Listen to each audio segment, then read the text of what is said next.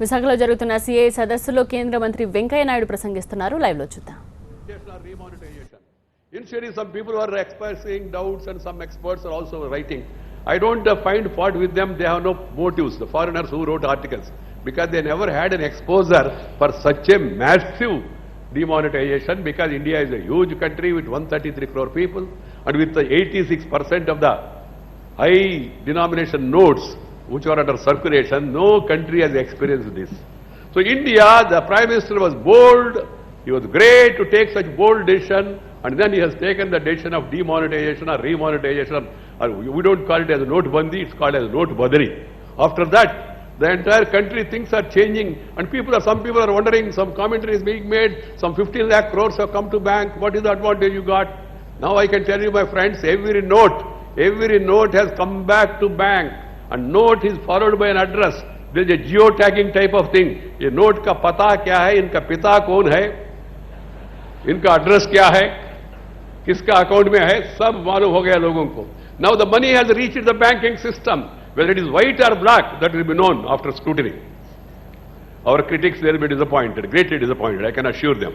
They will be greatly disappointed. Because the money has come to system and there was no address. And our neighbor was trying to aid, abet funding and terrorists also.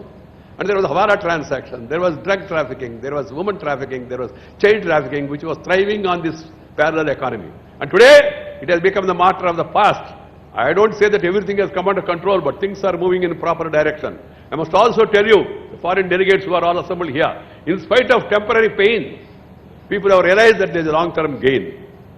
People have realized that this is a bitter pill for long-term ill. For long-term ill, to keep the long-term ill, bitter pill has been administered. And today, I can tell you, 50 days people have to stand in a queue. I have no hesitation making public.